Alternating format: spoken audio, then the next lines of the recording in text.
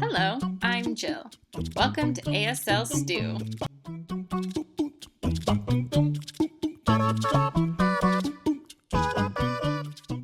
So, today I wanted to talk about what you should do if you have an interpreter in your classroom. Specifically, I'm looking towards professors or teachers. Now, I work in the college educational environment, so I'm going to mostly be focusing on college, but some of this can apply to the general classroom like K through 12. So I'm just going to give you some tips and things, and this is not in any specific order. So, you have an interpreter in your classroom. It's possible before the interpreter will email you to introduce themselves, or they might show up on the first day in your classroom, and they will go ahead, introduce themselves, and explain the reason that they're there, that they're interpreting for a deaf or hard of hearing student in your classroom to make sure communication is smooth. Now remember, the interpreter is there for everybody in the class. Specifically, they're there for the deaf or hard of hearing student, but they're also there for you and the rest of the class as well, just to make sure communication is happening. The interpreter is part of the team, not separate. The team includes everybody in the classroom. You, the professor, the interpreter, the deaf or hard of hearing student, as well as the other hearing students as well. Everybody is working as a team. The interpreter is not there to take over your classroom, set up rules, or manage what's happening in the classroom. Now, there's a possibility they might try and give a tip just for things to go a little bit smoother with communication, but they're not the boss of the classroom. It is still your classroom, so don't be concerned if there's, another person there in the front with you. Now, recently I mentioned that the interpreter will be in the front of the room most of the time. Sometimes they won't, but in general, they will either stand or sit in the front. And that's really just going to depend on the classroom itself, what type of class it is, as well as the deaf and hard of hearing student's preference. So, you might see either of those, standing or sitting. The interpreter typically will try to be close to you, try and follow you as you move along.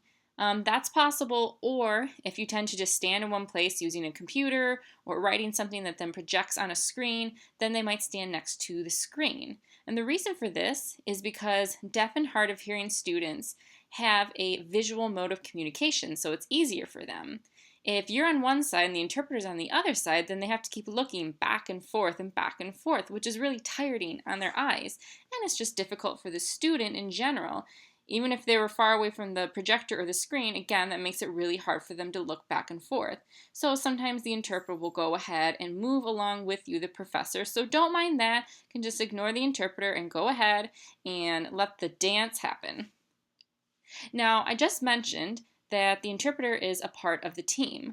So that means it'd be helpful for you if you could provide information for the interpreter, such as, PowerPoint, slides. If you're going to be using that, maybe you could email the interpreter beforehand so they can go ahead and study and prepare, which is extremely helpful. Also, if you have anything like notes or any sort of information that you can tell the interpreter beforehand, it's very helpful for them. Sometimes the interpreter is knowledgeable about the subject at hand, and sometimes they're not. So anything like that would be very helpful. Now, recently I mentioned the interpreter will move around with you and you can ignore them. Now, sometimes the interpreter might still have to interrupt, though, for clarification.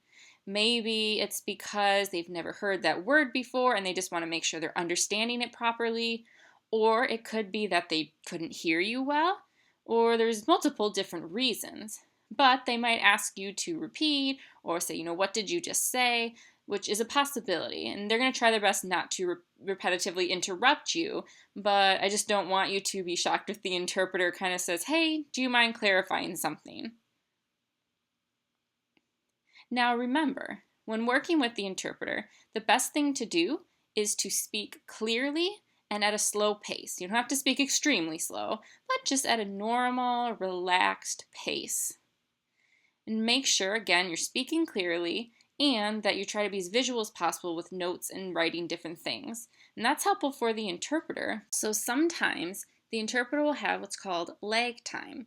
For example, if you were to ask a question to the deaf or hard of hearing student, you will go ahead and say your question, And now understand, the interpreter has to listen to the question at the same time you're speaking it, but there's going to be a little bit of a delay for the interpreter to process that information. So once you stop, it may take a few seconds later, the interpreter will stop and then the student can answer the question. So just allow for that time to happen and let the process happen. And one more thing.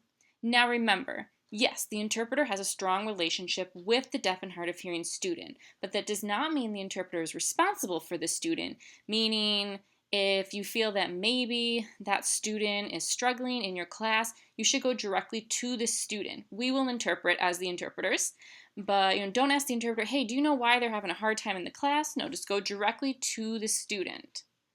They are in control of their education. If they're absent or if they're having difficulties, they will go ahead and get in contact with you, or you can get in contact with them.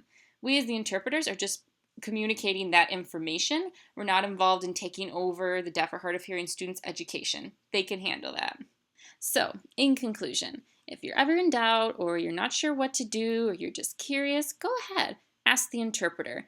If it's about the interpreting process, or if you're not exactly sure how to best work with the interpreter, that's perfectly fine. Go ahead and ask us. We're more than willing to work with you to make sure that communication is happening smoothly in your classroom. We want to make sure that everyone is getting the best education as possible, and I'm sure you do too. So, if I missed anything or you have any other questions, go ahead, leave a comment. I would love to go ahead and answer and help as much as I can.